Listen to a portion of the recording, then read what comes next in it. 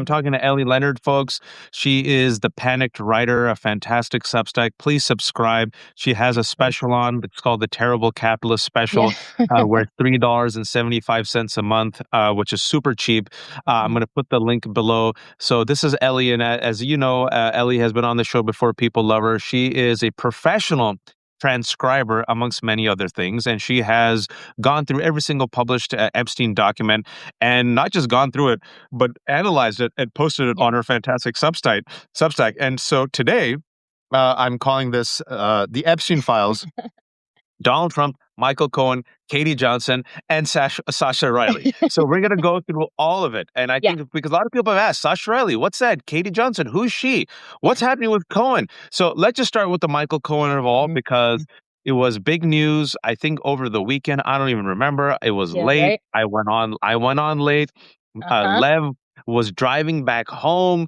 Zev was like, I want to talk to you, bro, but my wife will divorce me. I Yeah. didn't even reach out to you because I know you have 4 kids. Well, Lev was texting me at 2 a.m. going, "We got him, we got I him." and then that's why I'm like, I'm not even gonna bother Ellie. Yeah. She has 4 kids. Yeah. And then we talked to you on email. So Yeah. for those who don't know, for those who are confused, can you explain to them what's happening with Michael Cohen and how it is Yeah. directly tied to the Epstein files? Okay. So we had a little get together, I think it was on the 18th of December, where we were doing a breakdown panel of Trump giving kind of a nothing burger speech, 21-minute speech. Michael was on there, Zev was on there, I was on there, Nick came on after I did, you were on before me. I'm trying to think if there was anybody else on there with us, but at some time toward the end of the conversation, we're about to log off, we're about to go to sleep. Zev had just asked kind of a vanilla question about the Epstein files, and Michael Cohen went on the defense. And I thought, I don't think any of us were ready for it or expected it, but it was kind of a blow up. After that, he spoke with Lev. He said some really horrible things about Zev. Again, more defense, more It yelling. was on Zev's show, right? It was Zev's channel. Yes, it was his channel. Zev was not doing. I mean, it was like, I don't think it was even confrontational. It was very calm. It was Zev. He's a calm person. And then days go by. They're dealing with the kind of aftermath of that, and like that was weird. That was really complicated. Trying to work it out, and then I had been crowdsourcing my Substackers to dig through the Epstein files with me, because I don't come here with like a whole lot of experience in doing this. So I figure if I can do it, like we can all do this. That's great. And so we've all just been digging. I've been giving them my Dropbox links to the files, and we've just all been digging and kind of going over what little pieces we can find. And one of the things that we found was that somebody sent me an email, and they asked me, to remain anonymous, and that's fine. But they sent me this email that was from, I think it was from this last drop. I don't know if it had been published before that, but it was from this last drop, and it was from the second file. And we dug through and I found it. I made sure it actually existed in the files. And it was an email from Michael Cohen's lawyers that was talking about this thing called a Rule 35, which basically means Michael Cohen has been convicted. He's in prison. But if he has information, which according to them, he had information of things that Trump had said about Epstein, information he knew about Epstein that had come from Donald Trump, he could potentially trade that for a lighter prison sentence. There you go. This was news to most of us. But again, I'm not like a legal mind. I'm not super highly qualified. So usually my go-to is I'm like, hey, Zev, I found something. What do you think? And I give it to him, and I kind of let him analyze it. And then he comes back and he goes, whatever he does. He came back and he was like, that's fire. And then he passed it along to Lev, and then Lev, has been doing what Lev has been doing. But like this is a big deal apparently. And and then I'm just, because I'm a very glass half full person. I'm thinking, that maybe this is Michael Cohen's chance to come clean. He could do really great things if he was totally honest. He knows a lot of information. I'm a very Pollyanna person sometimes. And then you guys went on, and like all hell broke loose. Like Lev was in my text messages, and then the next morning my phone's blowing up, and I saw that Michael Cohen had gone on a press junket on all conservative news, and I just thought that's a very odd thing for somebody who's innocent in all this, like to go on a press junket and start releasing all this stuff. And so because everything was so crazy, I was like, I'm gonna step back for a minute. I turned my phone off for the day. I did some family stuff, and I kind of came back that evening to check in, and it's turned into something else. Like it's I turn on Joyanne Reed. I read like JoJo from Jers. Like I'm reading all these things, and I'm like, this is actually a thing. This is actually a big thing. And I don't know where it goes from here, but it's something that didn't go away, and so I'm just kind of waiting. Yeah, and what happened was Michael Cohen, then goes on his Substack and posts Hmm. a piece that went viral on right-wing media and seemed very coordinated because then Yeah. Donald Trump responded to it. And he then Yes. says, oh, magically, 7 years later now, let me just tell you all that I was coerced. He used the word coerced, Hmm. which is the same language that Lisa Murkowski used to Yeah. talk about the coercion of the DOJ against Jerome Powell. And he goes, Alvin Bragg and Letitia James coerced They me. made me do it. Yeah, they're like, "What? How come you sat on this for 7 years, and what did Yeah. they coerce you into doing?" And so that means you lied? Yeah. If you lied, what did you Right. lie about? It was very, very odd. The Hmm. fact that he now said this a week after essentially breaking ties with all his allies over the Epstein files, because apparently he was on also with Joe Walsh, and Joe was like, "Huh?" Yeah. And then he Yeah. was also with Acosta, and Acosta's like, "This is weird." And again, folks, what Ellie is saying, thank you for that recap. Yeah. I some people said to me, "Why are you on with Michael Cohen?" I'm like, "I don't know, man. Zev invited me. I can't Yeah. control who." Why? It was totally wild. I was just like, oh, Yeah, hi. yeah, literally. I was like, all right, it was gonna be Ellie and Yeah. Zev. The next time I know it's Zev, Nick, Lev, and then Michael pops on, and he was Yeah. being a little weird and rude. I did my part. I leave. Ellie comes on, and this happens. Yeah. And so to me, Ellie, a Rule 35 is literally they're telling the prosecution, "Yo, I got something you might have. Let's quid pro quo. Let's commute this." Mhm. That's literally what it is. It's information to commute your sentence. So Yeah. Michael was in prison. It's 2019. It's like right before COVID. Jeffrey Epstein gets arrested. Michael's like, "Oh, because folks, are you telling me that his attorneys on their own are just sitting there and bullshitting Ellie Mm. and calling up, the SDNY and saying, without Michael Cohen's knowledge, we're going to offer, this Right. quote." So that means Michael Yeah. was probably sitting there saying, yo, yo, yo, tell them I got stuff. Or I've heard things. So to me, the question is, what does he know? What does he know? Like, what does he not know? The guy worked for Donald Trump for 14 years. And during the time when Epstein was public knowledge, it was right after their alleged friendship broke up. Like, Trump is not a quiet person. Michael Cohen, it was his fixer. Like, because originally, when we were first talking, he was saying he'd never heard like the name Epstein come out of Trump's mouth in the entire time they knew him. And I was like, that feels impossible. Like that just and I remember thinking, like, you didn't even need to say that. I would have believed you more if you hadn't said that. But now that you're saying that, I don't believe you anymore. And so yeah, and then and I was telling this, I don't remember who I was telling this to, but like during all this time when Michael Cohen was really in the news a few years ago, like I'm always been very passionate about politics. I pay attention, but I was not watching a lot of TV. I had like newborns and toddlers everywhere. And so I was kind of sticking to the basics, doing my homework, that kind of thing. Now, going back and watching some of these interviews that he gave, like he was very cruel to a lot of the people that he spoke to. He was very he had a very dark presence with a lot of especially female journalists that he spoke with. And I remember thinking like, oh, I didn't realize that this is the personality of the person that I've been talking to, let alone, I mean, I knew he was fairly known fairly well for being dishonest, but like the personality that came out in those interviews is somebody that I don't ever want to talk to. Yeah, and not only that, I remember this is even before the Tara Palmieri interview, his blow up with Zev.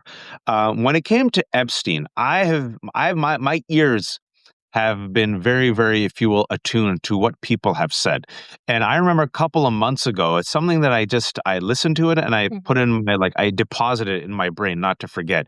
His Right. kind of dismissal of it and the fact that he didn't like offer anything and the fact that he kind of went over, I'm like, That's interesting because surely he must know something. He was his Right. personal fixer.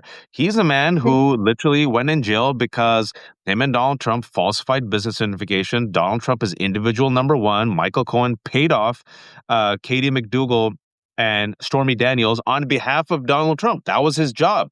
So Hmm. you're telling me this entire time he doesn't know about Donald Trump and his affinity for women and young girls and Epstein? Kind of weird. He wasn't So like vice president of like the pageant association or something too. Like it's completely impossible that he's unaware of what's going on. and this is where Katie Johnson comes in. So Yeah. talk to us for those who don't know who Katie Johnson is. What is Okay. the So pseudonym of Katie Johnson, rather? yeah. So Katie Johnson originally came in 2016, I think in April. April is when she brought her suit. Her lawyer is Lisa Bloom of the Bloom Group. I have spoken with other lawyers of the Bloom Group. Um, and she brought this case against Donald Trump and Jeffrey Epstein. She said she was 13 years old. It's a very, very graphic case. She talked about other players that were involved, people that she said disappeared, and honestly, like not in a way that she knew that something terrible had happened to them, but just that she had never been able to find them again. And it was just it was the worst of the worst case scenario for one of these child abuse stories that came out of Epstein and also involved Trump. Um, when she first came in and she started this suit, she went under the pseudonym Katie Johnson. She came back and she went under the pseudonym Jane Doe. So that that's the thing where I think you get the gray area with Michael Cohen is she was a Jane Doe, but she wasn't originally a Jane Doe. She was a Katie Johnson. Um, my question, I think, for this case with Michael Cohen is that the whole thing occurred during his time when he was Donald Trump's personal attorney. So when he is saying like, well, it couldn't have been that person because it was this other Jane Doe who I went to her house and her house was actually a parking lot, which it's like, why are they sending Michael Cohen to a Jane Doe's house, which sounded sketchy to me in the first place. But even if that's true, even if that's not the same Jane Doe, that doesn't matter. Like she was around, this case was around while he was Trump's personal fixer. So let's say all that is true. He could have still been the person to be giving her threats to get her out. And she eventually dropped her suit like 2 days before the election. There you So go. it's a very sketchy and uncomfortable thing. And it surprised everyone because she was supposed to give a press conference and she was going to reveal who she was. And she was like all ready for it. And then 2 days before the vote, she backed out because she was receiving death threats. So it's like, I don't know where the death threats came from, but for Michael Cohen to say that he knew nothing about it and it didn't exist and because he was involved with this other Jane Doe, he could have been involved with that other Jane Doe, but that doesn't mean that he didn't know who this person was. Yeah, and this is where, we don't know, and so this is where we go into, like, what we speculate. Conjecture, yeah. Yeah, now we look at what we speculate. Okay, you trust the evidence of your eyes, you try your best to connect the dots. Mhm. Michael Cohen is Trump's fixer. Cohen went to jail because on behalf of his client, his only client, individual one, he goes and pays off Stormy Daniels and I think her name was Katie McDougal, right? Mhm. The model before or during the 2016 election. You falsify business records, right? You want to hide that information about the affairs, right? A jury of his peers holds Donald Trump guilty on 34 counts. A star witness was Michael Cohen. Michael Cohen then goes to jail. He gets let out because of COVID. COVID. Then he suddenly becomes resistance. Okay, he plays the part for 7 years. I try to have faith in people. 7 years is a long time. He says all the right things. But you look at the timeline and you look at what you said based on his own records, the own interviews, what women have said. He was rough and tough. He came in, he pressured them, he threatened them, he knew where the bodies were buried. He dealt with all these terrible people, right? So Right. Karen was her first name. Karen McDougal. Thank you. Yeah. And so if he did that with Karen, if he did that with Stormy Daniels, if this was his reputation, if this is what he admitted to doing, if this was his role, then at the same time, if a Katie Johnson all of a sudden backs up, who in the Trump universe then went to Katie Johnson and threatened her? And why, oh, why is Michael Cohen so sensitive about Epstein that he literally blows up on camera at the most anodyne questions Hmm. asked by, Zev wasn't probing like Tara, and Tara had no, Tara was Yeah. doing her job. She had every right to say that. But, apparently Walsh wasn't trying to be an asshole. Acosta Hmm. wasn't being Yeah. an asshole. You were there with Zev. He wasn't being an Yeah. asshole. Clearly, a normal person just doesn't get triggered and melt down like this unless Yeah. there's something there, Ellie. Well, and it's interesting because the first time, like that was the first time I actually met Michael Cohen, but prior to that, I had been working on the Katie Johnson, um, or no, I had been working on the Maxwell proffer. So when she was talking with Todd Blanche and she was giving her interviews in July so she could move and get upgraded to a better prison, she had named a Jane Doe. She had named a Jane Doe and they didn't redact it. And I was trying to figure out, what are the consequences of that? What can I do about that? Can we go, who do I contact? Turns out nobody can do anything about it. Um, but I had been talking about this on my Substack, and then Michael Cohen had been doing a live. And so I went and I watched his live, and, Substack shows when you show up in a live. Yeah. And everybody started talking about this thing that I had been posting about. And all of a sudden, whatever he was talking about, he completely changed his tune and started getting really defensive and upset. And he's like, I don't know who this Ellie Leonard person is. I don't know what she's talking about. Da, da, da, da, da. Wow. And I just remember thinking like I've never met him before. Like I'm not sure what's happening. And then I realized later he thought I was talking about Katie Johnson, and I wasn't even talking about Katie Johnson. It was a Wow. completely different person. And I remember walking away from that feeling so unsettled. Like, why did he get so upset about Katie Johnson when that's, I wasn't even talking to him. That's not even what I was writing about. But there's something there. And then when I came back and I was on this live with Zev, it was about Katie Johnson. He got really, really, really upset about it. And like nobody's pushing him and telling him you did something horrible in this case, but it's like the mention of her name, and he really, really gets upset, which then leads you to believe that there's a there. There's something complicated that we don't know all the details, which isn't surprising. I cannot emphasize enough that people who lived in this world, whether it was politics, whether it was finance, whether it was like media or whatever in New York City, all knew Jeffrey Epstein. They could not avoid him. That didn't mean they were best friends with him, but he was in their circle. So to walk away and say that you'd never heard of him, you knew nothing about him, just makes me more suspicious. And it makes me very suspicious as well. And with Katie Johnson, what do we know about her right now, Ellie? We don't know anything. We don't know where she is. We don't know what she's doing. We don't know, basically when she left, and that case ended. I wish she would come forward. I wish she would feel safe enough to come forward, but you have to imagine that the level of threats that she received was enough for her to completely disappear. I don't know if she settled with anybody. We just don't know anything about her. She just absolutely disappeared off the face of the earth. And also, you can't blame her. Look at Virginia Yeah. Giuffre. Look at what she went through. Virginia Giuffre was mocked, ridiculed. She on both continents. You had Prince Andrew calling her a liar. You had, Mhm. Epstein attacking her, and then she allegedly died by suicide, but not Yeah. before writing a memoir. And folks, if there was no there, I always want to remind people that Virginia Giuffre, the week before her book was about to be published, there's a reason why Andrew is no longer a prince, is because he got Mhm. stripped of his title. And for those who are in America or not, don't know anything about British royalty and British politics, it ain't a small thing to strip royalty of their title. This is huge. So if there was Yeah. no there, Prince Andrew would still be Prince Andrew instead Yeah. of pedophile Andrew. And so I don't blame Katie Johnson, all these women, because right now they're probably looking at this and they're like, what more do you need to see? You all know that this man is covering it up. This man has Mhm. missed all deadlines. They haven't released the Epstein files, and he's much rather Yeah. comfortable literally blowing up NATO and blowing up the world and releasing the Epstein files. So I'll just stay quiet. Right, right. And I mean, going back to the British family, like their unsaid motto is never complain, never explain. Like they don't get Mm, involved in controversy ever whatsoever. They also are, I don't know if I'd say they were co-owners in the tabloids, but I do know that King Charles does business in the tabloids. They go to him first before things are released. Like they're completely involved in all that. So for them to actually step forward and make a decision like that is a big deal. I question if it doesn't cover up some other stuff to save other people.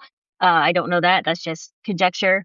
Um, so yeah, this this case with Trump and the idea of the DOJ now no longer needs permission to do whatever the hell they want. Yeah, it doesn't sit well. I'm, and it doesn't make us go, oh, then he must be guilty. Like we just are already there. We're just already there.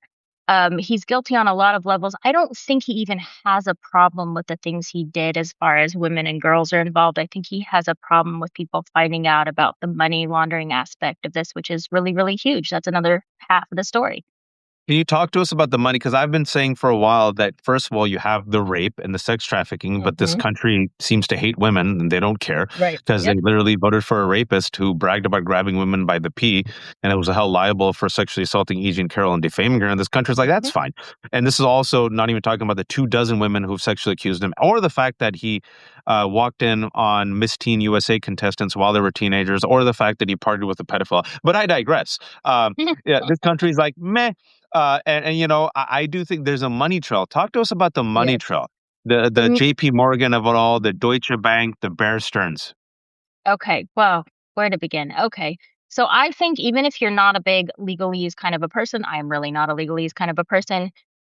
If you can find the U.S. Virgin Islands versus the J.P. Morgan court case, I find it to be one of the most interesting reads. It is not dull. It is not dry. It is kind of, fireworks and excitement. Because they were angry. They were angry, supposedly, that all this stuff happened on their property in the Virgin Islands at Little St. James.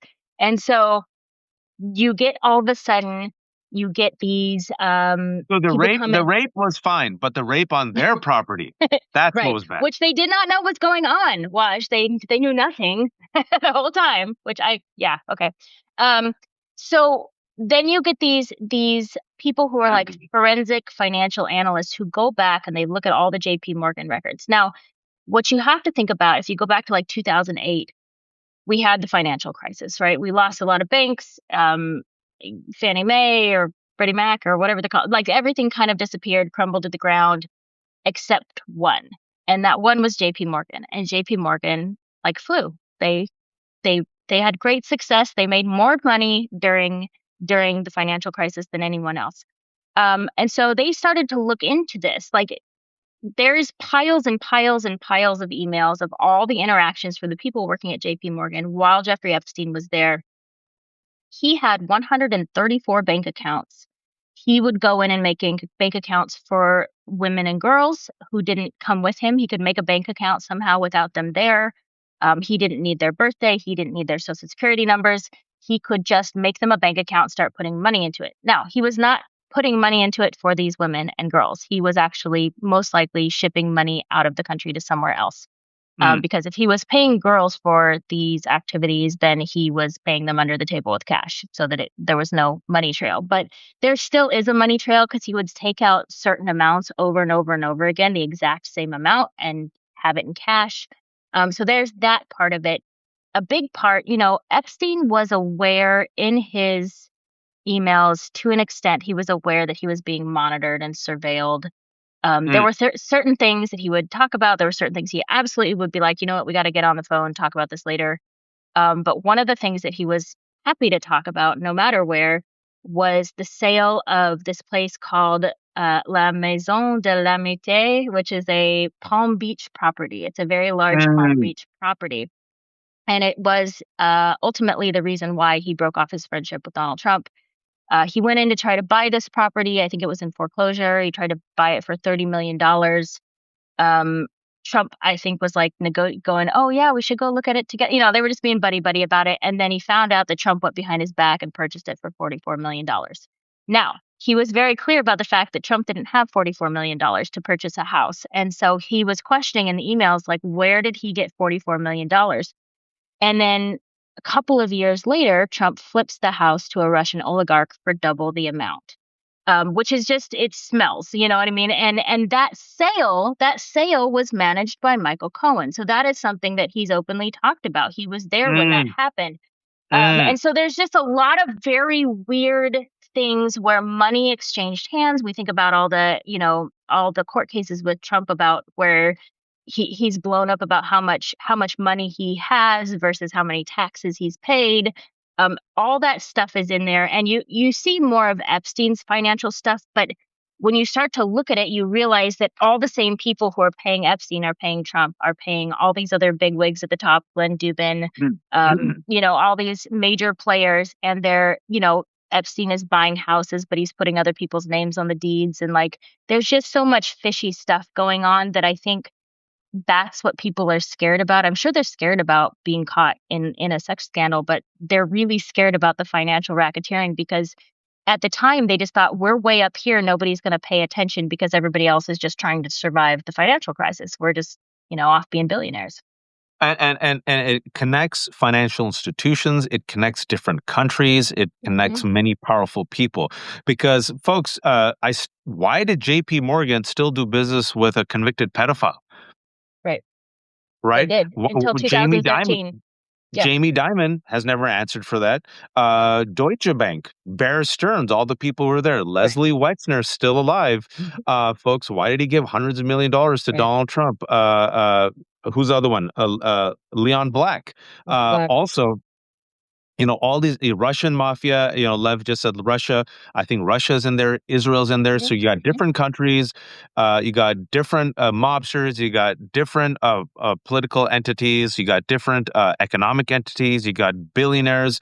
That's why I think at the end of the day, it's the rape and the sex trafficking leads to a money trail that connects so many different people, which is why Donald Trump would rather blow up NATO, send the United States into a war with our allies, rather than just release the Epstein files. And notice they'll do distraction after distraction after distraction. Folks, two things can happen at the same time.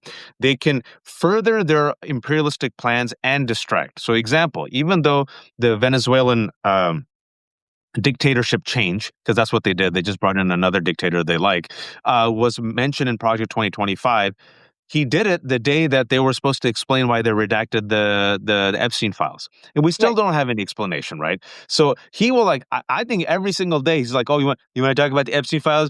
I want Cuba. I want Cuba. You want to talk about the Epstein files? How about South Africa? Oh, I'm going to go to South Africa because there's so much there. Lev, I told Lev he can come in, but before Lev comes in, I do want to talk about Sasha Riley. Yes. Tell me about Sasha Riley. Okay, and there's one thing here, folks, for those who've watched The Left Hook, especially with the Epstein files, especially the last 6 years, I try to be very mindful and careful of conspiracy theories. And with the Epstein files, I shared the fantastic reporting done by Julie Brown and others, right?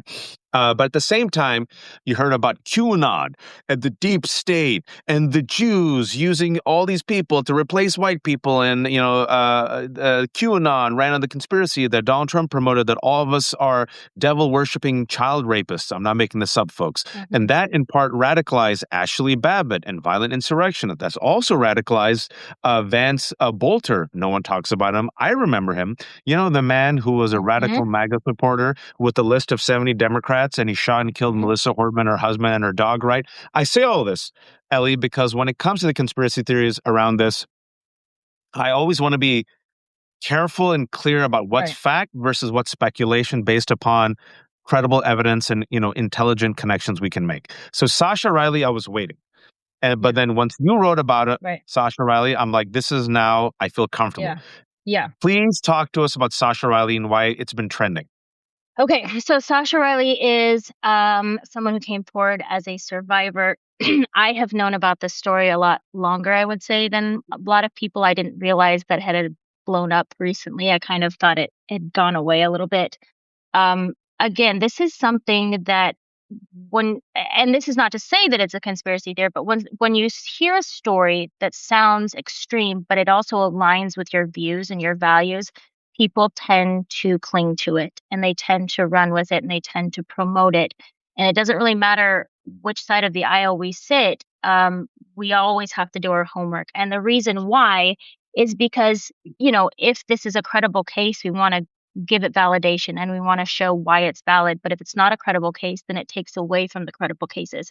And so with every story that comes forward, we have to do our homework and we have to look into the background and we have to talk about it. And I know that a lot of, in the last couple of weeks, you'd see a lot on social media of like, why are journalists not talking about this story? And why are the survivors not talking about this story? And where is everybody? And why are they not talking about this story?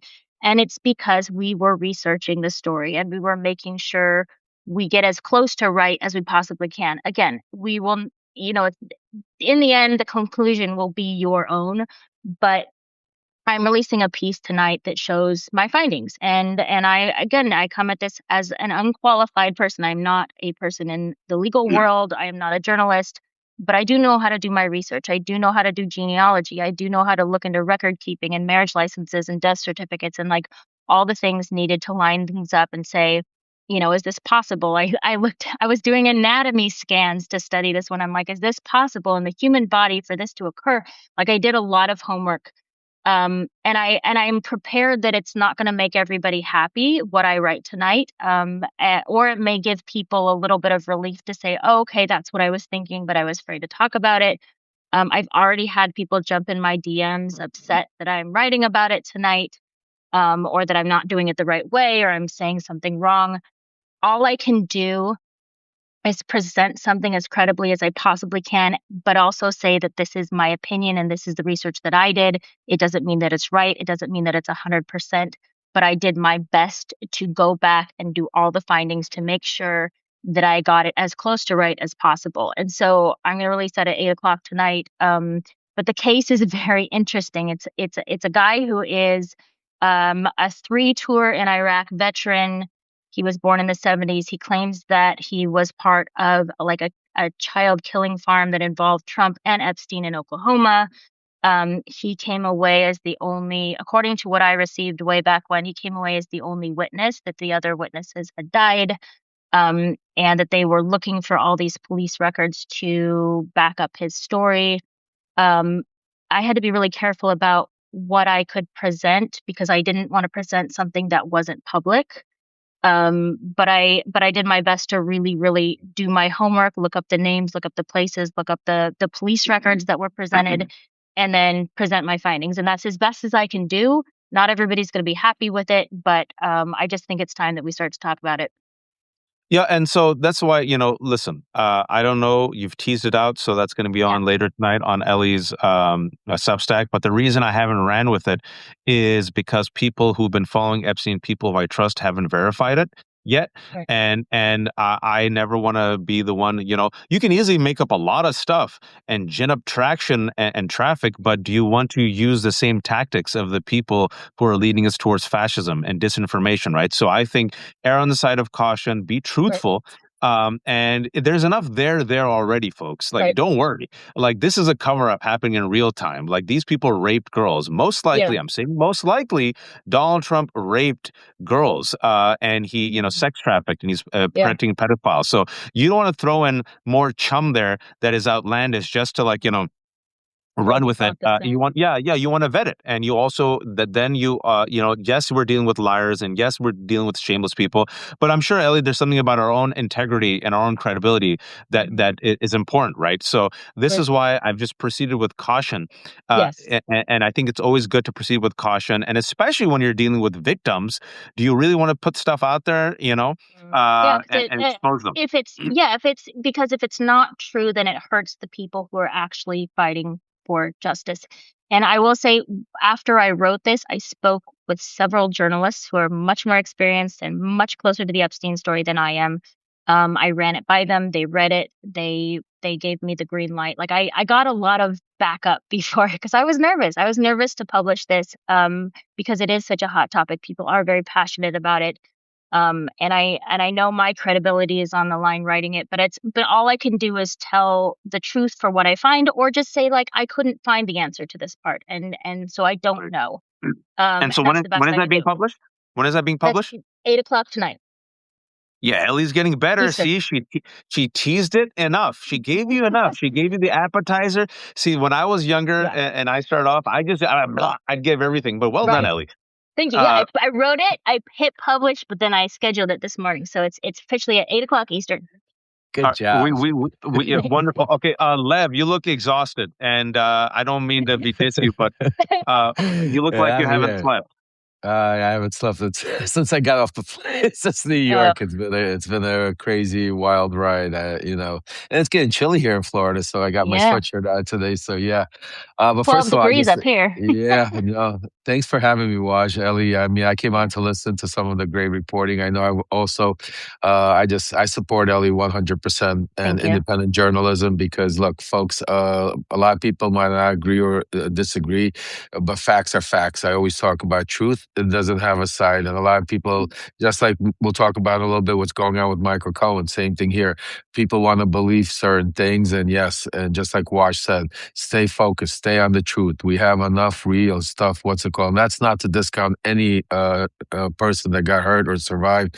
I don't know enough about the story to comment on it, but I have also spoken because a lot of you reached out to me and asked me, do I know anything about it? I've spoken not only to Ellie, but other very prominent and independent journalists that have been working on the story, and I could tell you that it's a very sad story, very touching issue, is something that, it's very difficult. And I praise Ellie for being strong enough to do the right thing. And the right thing is to tell the truth, because sometimes the hardest thing is to just stay quiet and let somebody else do it. And I think it's strength and truth, and everybody else will make their decision. But I commend you, Ellie. I'll be there at 8 o'clock, definitely listening, Thank because you. I can't wait to hear more about this. And I think that's what independent journalism is about. Because Okay. if I could watch, just tell one quick little story about, and again, not to compare it to anything, and I want to make sure that emphasize that one thing has nothing the other.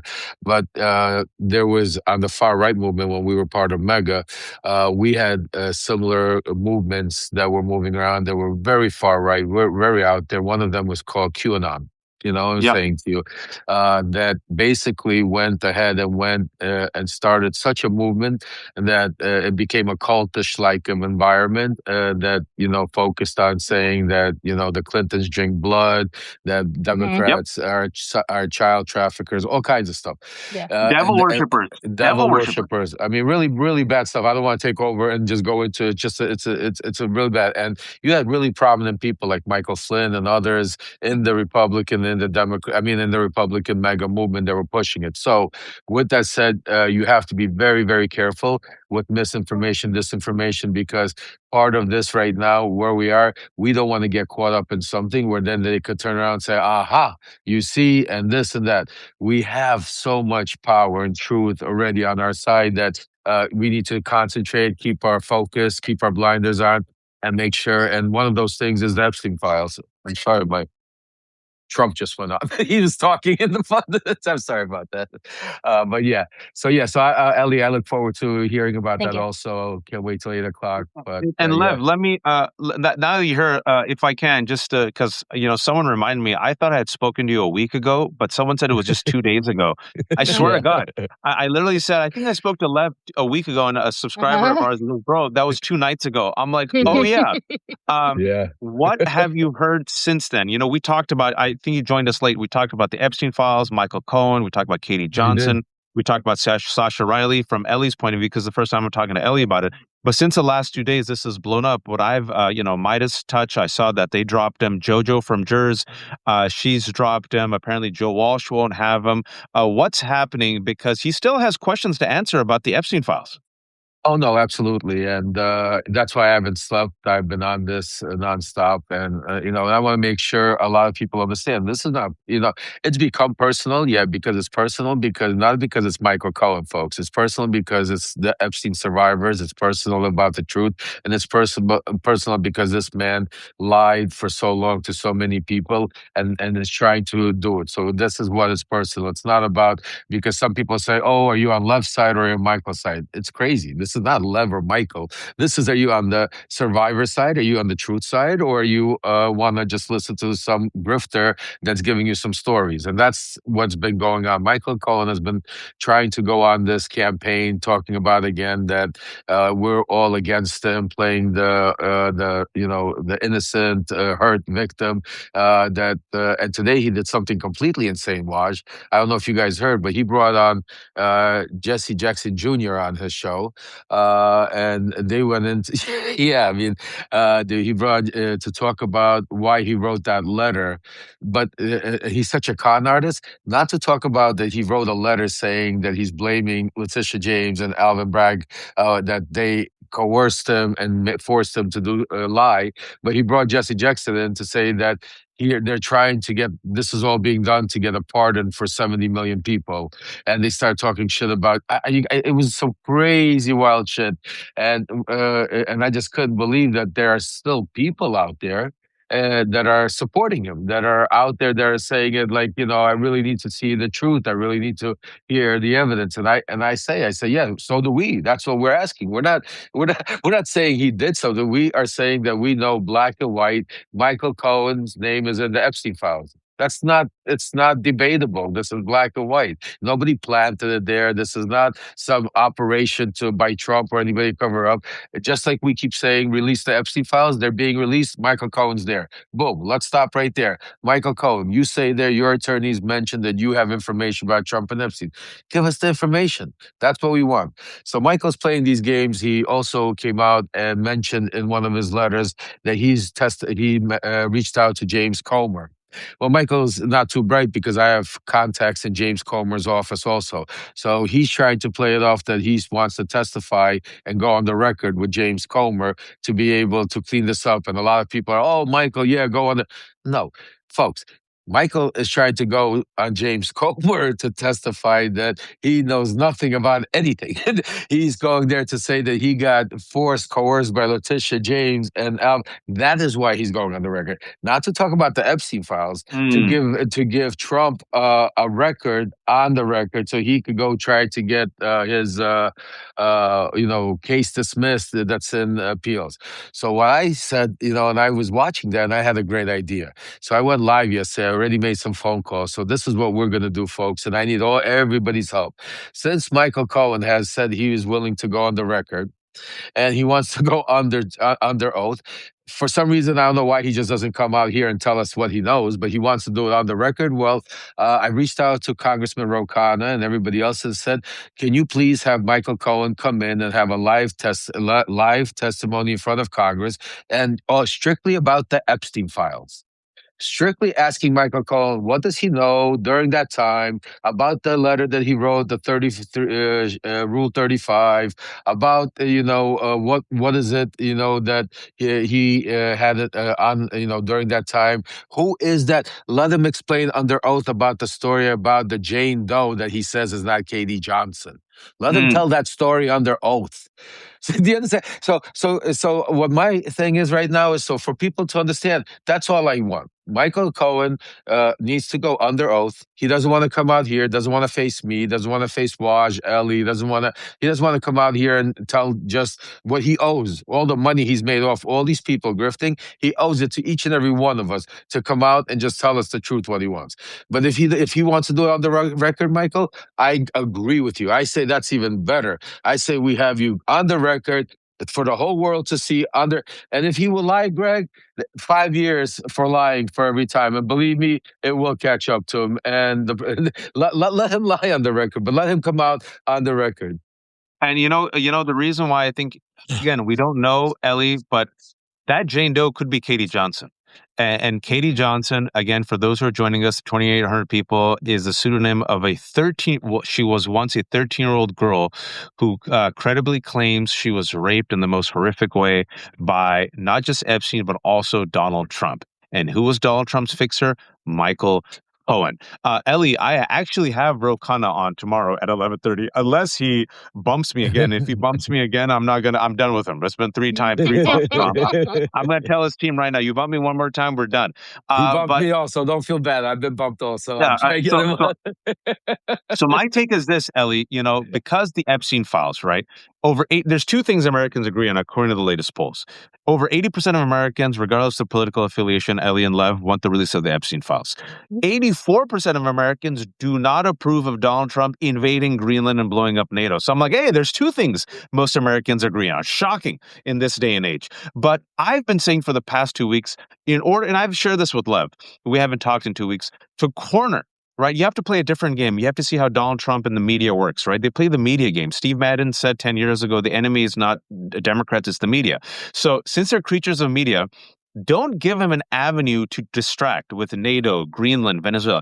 And yes, folks, it's a distraction and in furtherance of their plan. But they have the Epstein estate, right? Don't the Democrats still have documents from the Epstein estate?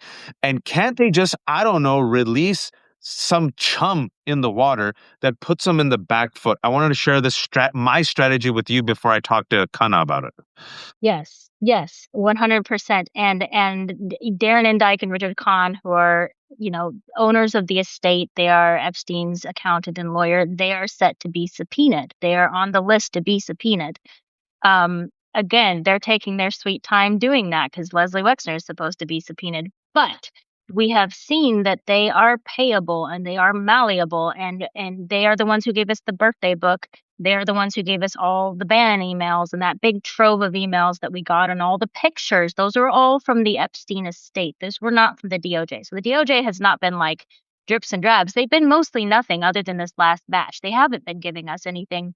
Whereas the Epstein estate doesn't have as much red tape, doesn't require as much. They can give us the go-to and we can have the whole thing. And my bet is there's a lot more in the Epstein estate than there is in the DOJ. And that's just my personal opinion. But I also think that Ghislaine Maxwell is still in charge of the Epstein estate. Okay, that makes. All right, so you know what? So see, the Democrats already are sitting on a tranche of documents. Yeah. If I were them, I would release something, a chump, just smart strategy. It keeps it in the news. It puts Donald Trump in the back foot. It makes him unnerved. I think we've all seen that clip of him losing his ish and with his small little finger flipping off the UAW worker and saying F you to him, which is, of course, very presidential behavior. Right. We've seen with Michael Cohen, these people get triggered, right? But I do agree with the Ghislaine Maxwell of it all because Ghislaine Maxwell, Ellie and Lev, I always want to go back to Ghislaine Maxwell because whenever people say, I don't believe in conspiracy theories, I don't know, I always say, my case, if I had to just choose one piece of evidence to make my case for why this is a cover-up. number one, they haven't released it, even though they're compelled to. But before that, explain to me, Ghislaine Maxwell, Ellie and Lev, why is she in a secret minimum security camp with the best treatment? Ellie? Well, she had a proffer, which means that she had a little chit chat with Todd Blanche. And she sat down with him and he asked her a bunch of questions that were, in hindsight, they're really easy to prove wrong. But like while she was saying them, they were pretty easy to prove wrong. And he tells her at the beginning of this interview, you have immunity, but not if you perjure yourself. She perjured herself through the entire thing, and there will be no accountability for that. So the way a proffer works, it's kind of a tit for tat. It is, I'm going to give you information on something and you're going to give me benefits. In her case, she got upgraded to a minimum security prison camp. She didn't give him anything. Everything she gave him was things that we already knew.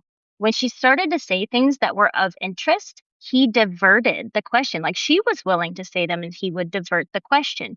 When she got to talking about Donald Trump, it was so scripted and so robotic. And so, like, everything is fine. He is a good person. I really like him. What a nice man. Moving on. And that was it. That was as much as we got from the situation. And then after the fact, they go, oh, thank you so much for all that stuff. You're so great. Let's move you to a minimum security prison. Like, it was such a ridiculous, money exchanging hands, in my opinion. And that's what's led this whole case. I think she's very much in charge of what is happening in this case. I think she's in charge of all the stuff in the estate. I think she's in charge of where Epstein's money has gone because she got secretly married in 2016 and then the money exchanged hands to her husband and then he divorced her supposedly, but there's no records of any of this. And then the money just kind of moved down the line. So I think she is really in control of much of what's happening. And I always question if it's Donald Trump who's making the decisions or if it's her. Wow. Ellie's so on the dot. A lot of people forget that she knew Donald Trump had a relationship with her before he had any relationship with Epstein. Which is every character in this story. Right. Every character. He's known her since she was 18 years old, working as an intern when her father, if you remember, owned the Daily News, I think, at the time. The Daily Mirror. The Mirror. And then so she a lot of people forget. That's the same thing with Michael Cohen. And time goes by. and people forget what really happens. And Trump himself. That's why people forget who Donald Trump really was. Back in the '90s and the '80s. Those video clips that we watch, that we see. I mean, that is who he was, and this is the people he hung out with. I mean, and the fact that we're still even debating this stuff. That's what I'm saying to you. This is not like some accusations. A lot of the stuff is black and white. I mean, folks, this is, just think about it. You had a 13-year-old girl go out there and file a criminal investigation naming Donald Trump and Jeffrey Epstein. If you ever, it is very hard to read. It's hard to even listen to her. But if you ever have a Right. chance, that you really want to, please read it. Take a look. This is a 13-year-old girl, right? This is not somebody that's in their 30s or 40s that could make up a story like that. Right. You can't even make up a story like that. The details that she writes about what transpired, how it transpired, everything that went down, and to have the courage to go ahead and do it and go out there Mhm. and file a complaint, and then miraculously in 2016, right when Donald Trump's running for president, when Michael Cohen is out there saying, "I'm willing to take a bullet for this guy," and Mhm. and is his number one fixer, all of a sudden she disappears. Right. She pulls back her testimony. So, folks, this is personal. And for those of you that think it's not, it's very personal. I mean, and he has some explaining to do, and so does Donald Mhm. Trump and all these people. Don't let them And Ghislaine distract you Maxwell. from it. Yeah, and Ghislaine Maxwell, absolutely. I mean, Maxwell. Listen, Maxwell, and that's what we're saying. I mean, she was more of a player in this whole thing than Epstein was when it came. She introduced him probably to with Trump and all of that. She was as linked to that world. A lot of that world, even to the Prince Andrew, and all of that type of stuff. So Maxwell, I think one day we're going to find out that was even more, like Ellie says. I wouldn't be surprised that she's still run, because one of the things that some of my sources said also back in the day, when that letter, remember that when that picture came out of that of the birthday in the book, where Mhm. people were saying where Yep. that was Maxwell. Now people understand that that was Maxwell's. That's, if you remember, Right. that's what started all of a sudden Blanche Yeah. going to see her and her getting transferred. And then we've seen the actual book come out right now in the Epstein. Right, they said more stuff out in the Epstein Mhm. dump. Well, So the entire book that was state, published, which that then state. corroborates Wall Street Journal's initial reporting, Yep. word for word, of his Right. lewd comment and the lewd drawing. And Right. folks, I want to remind you all that each time Donald Trump he's been asked twice on camera whether or not he will pardon Ghislaine Maxwell. He has not said no, and she has angled nearly every month. First, she went to the Supreme Court, but she's been angling for a commutation. And you better believe, folks, like I've said, that if she's sitting there in prison and seeing George Santos get pardoned, the ex-president of Honduras get pardoned, all these launderers and fraudsters getting pardoned, CZ, his business partner, getting pardoned. Do you think Ghislaine Maxwell is going to sit 20 years in prison? Hell no. So the fact that he hasn't said no to that pardon, if he's desperate enough, Ellie, and it has the type of damning information, not just on Donald Trump, but all these other players, countries, institutions, potential world leaders, why wouldn't he pardon her? Why wouldn't he pardon her? Yeah. I have to leave in 2 minutes, but before I Okay. do, Lev, real quick, what have you heard of what's happening in his meltdown in Davos right now? Davos, he's actually going on his way to Davos. He just had a whole one, like a 2 hour speech about, before he goes, how we are the greatest country in the world. But basically, I just want to say, very importantly, Greenland, from what I'm hearing inside, again, I'm not not 100%, but it's a major distraction. He's not sending in any troops in. This is all Mhm. to distract from what is really going on back here in the States, which is the Insurrection Act, which is planning on doing. He's getting ready on doing that. There's a, and what I'm hearing, which we're going to talk about later. I just got off the phone with Joyce, producer, also. Very much more I'm hearing today, that there's a major case being built on Don Lemon. And Yeah. other people inside of, and that is that's what the main story that's going to be built up right now. This is a distraction while that's taking place in Minnesota, Well, that's a because distraction yeah, too. It's all yeah, bullshit. yeah. Mhm. Yeah. No, Yeah. that's all. I agree with you. But, unfortunately, a lot of people are going to go through, I mean, it's that bullshit. I went, you got to get lawyers, you got to get I mean, it's and they're trying to charge them with all kinds of crazy uh, 1860 laws that Base Act. they've. Yeah. Yeah, I mean, it's crazy stuff. And the one thing I did hear is there's a major push from Meg and Trump actually mentioned him right now while he was making a speech. He came out and said Don Lemon, something the fact that if he thinks he could walk into that church, he has something coming to him. Yeah, we need to gear up, and this is where we need to make our voices loud because Minnesota is just an example. Folks, don't worry, we're not going to World War III. Davos is a major, major distraction. It's important. Again, I want to make it clear, because some people say, well, isn't that everything is important? Ukraine is important. Venezuela is important. All of these things we're discussing, all of them are important, but none of them, just like Wash said, as crazy as they are important, even the fact that they are looking into the prosecuting today, they subpoenaed the Attorney General of Minnesota, and they're Yep. looking to prosecuting them to cover up the shooting and the murder of a victim. Just think about the crazy part, what's happened. Play. So this is all distractions played out to be to make sure that the Epstein files never see the light of day, that they are cleared up, which is why we have to make sure that we keep our voices loud and clear. And two is that, and he said it more than once, he wants to get rid of the elections, and he's doing everything he possibly can because he understands, and he spoke it very clearly to all of his people. I'm sorry, Wash, and he said it. He said that if we have elections and we lose, they're going to impeach me. So he Yep. knows, and they're doing Right. everything about it. So that's what I hear, and folks, we're And going to have a that's lot why, more later today. and that's why they're getting more desperate because it's all projection. Every accusation is a confession. They're freaking out. Elon Musk is freaking out, and they're trying to rally their base, saying, "See, they're going to hold us accountable. See, they said they're going to imprison us. See, they say there's going to be investigation." To which I say, yes, Democrats Yep. run on affordability and accountability. Jen Welch, that's why they hate Jen Welch. Jen Welch came on and said, there better be accountability. And Elon Musk was like, look at that. This is why, folks, according to this Reuters article that we've mentioned before in our chats, the Trump administration has threatened to sanction the ICC unless the ICC guarantees that they will not investigate any member of the Trump administration. Now, does an innocent person threaten to sanction preemptively the ICC if they have, I don't know, spent the last year criming? So I think Democrats have to run on accountability, and the best way to hold them accountable is to use the weapon. The weapon that you have at your disposal is the Epstein files, which is his Achilles cankle. Over 80% of Americans want it. He's radicalized his base. Thank God there's one thing that is too disgusting even for most Americans to look over, which is the mass rape of girls over 2 decades and the sex trafficking of girls. And the Republicans have radicalized their own base. They thought they could pull a fast one over their base.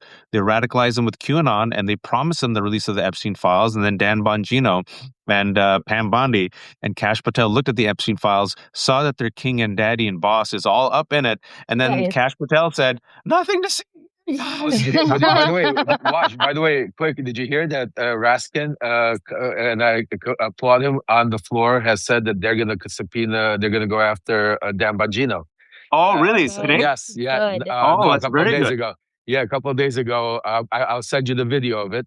Raskin Good. on the floor came out and said that Very good. they are going to Bongino needs to answer why he left abruptly right before the release of the Epstein files. So yeah, so And you know what? we have Absolutely. movement. You got to impeach, no, do hearings, get these people on the record. I'm telling you, folks, the Epstein files, everything is important. You all watch the left hook. Everything is important. I will still say the biggest club that you have to think strategically. The biggest club that you still have, and I hate saying it this way, is the Epstein files. And you got to swing it, and you'll get accountability, and you'll bring down not just Donald Trump, you'll bring on this entire A lot of cabal people. of people. And if you think that, you're so cynical, I will end on a kind of an example of what we began with. There is a reason why Prince Andrew is now known only as Andrew. Ellie and Lev, I got to go for another. I've been going from 1 to 6. I got the Wow. great Jess Lord. Craven coming on. I know Right. what's wrong with me. I'm an idiot. I said yes to everyone. I'm an idiot. But before we go, Ellie, shamelessly promote yourself. All right. I am on Substack as the Panicked Writer. I'm going to be releasing a piece on Sasha Riley tonight at 8 p.m. Eastern. And you can find me everywhere else on social media at Red Pencil Script. And 8 p.m., folks, 8 p.m. tonight Eastern time, Ellie's going to go on the Panic Rider and talk to you about what she's found out and discovered about Sasha It's Riley. actually, it'll be an article. It'll be an article. I'm not going to go live, but An article. And, you know, I think it's smart because please just trust me, err on the side of caution and facts. Always.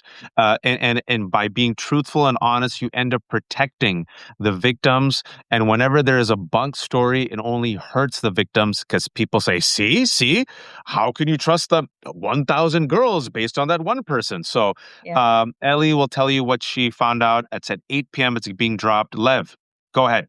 Promote yourself. Quickly, Wajah has to go. LevRemembers.com, guys, here at Substack. And we are on a mission to save our democracy, and only truth matters. So your support matters more than anything. Love you guys.